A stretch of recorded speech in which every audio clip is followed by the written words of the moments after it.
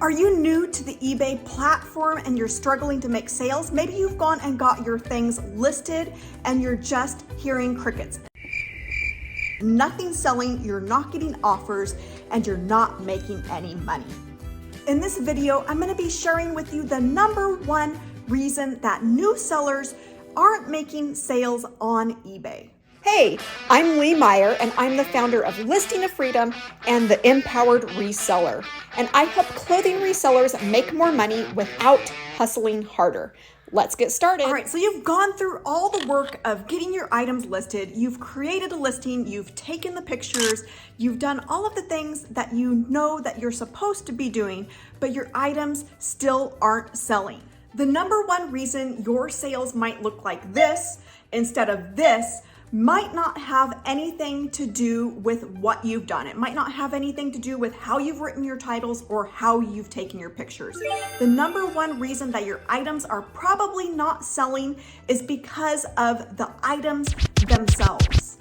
Maybe they're items that you spend a lot of money on, or maybe you're having a lot of personal attachment to these items and you're having a hard time just letting them go and realizing they're probably not the right items to be trying to sell online. So how do you know if this is your issue, and more importantly, what should you do about it in the future in order to make sales and bring in that extra income that you want to see? I want to give you 5 things to think about moving forward when it comes to making sales on eBay. And I also want to take a second to invite you to grab my free brand list. And in this list, I share with you the exact brands that have helped me make over $100,000 selling used clothes on eBay.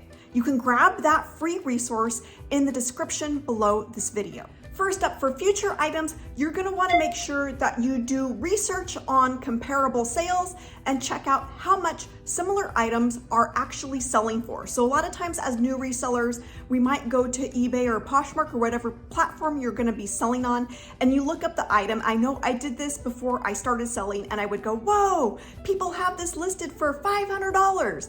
That doesn't mean that it's actually selling for $500. So you're going to need to go in and look up sold listings. How much are those other items selling for? Is it actually going to be worth your time to list that item? The second thing that you're going to want to know for future reference is how well that item is selling. Maybe you've done the research of, okay, this is what they're selling for, but how many of them are listed and how many of them are selling? That is what is called your sell-through rate. And by comparing those two numbers, that's gonna give you a good idea of how quickly you can sell that item. If you see a lot of items being sold compared to what's listed, that's a good indication that your item will sell quickly.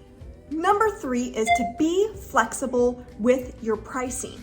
People shopping on eBay and other similar platforms are there because they want to save money and they want to feel like they're getting a good deal. So there's a few ways that you can build that into your listings and encourage that sale. And you can do that through accepting offers on your listings, as well as sending offers and even putting your items on sale. Because here's the thing, even if an item is selling well, even if the sell-through rate is high, if you're not flexible on your pricing or you've way overpriced your item, you are not gonna make a sale, right?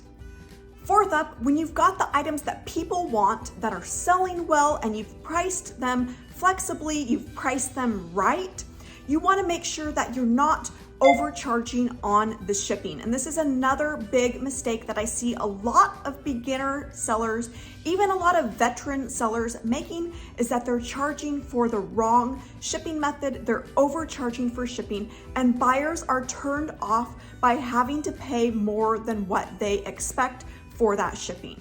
The 2 shipping methods that I primarily use as a clothing reseller is the USPS Ground Advantage, as well as the USPS flat rate envelope, but I charge my own amount for that. I do not charge the calculated amount because it is several dollars over what it actually costs me to ship in a flat rate envelope.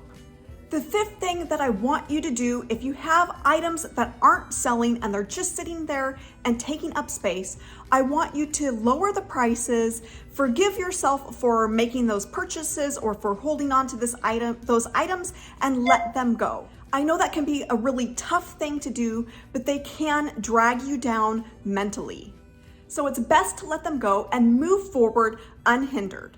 As you move forward with this new knowledge, you're also going to want to have a really good understanding, a really good handle on what sorts of brands to look for. So I want you to go and check out this video right now where I go over 10 of the best brands to be selling right now. See you there.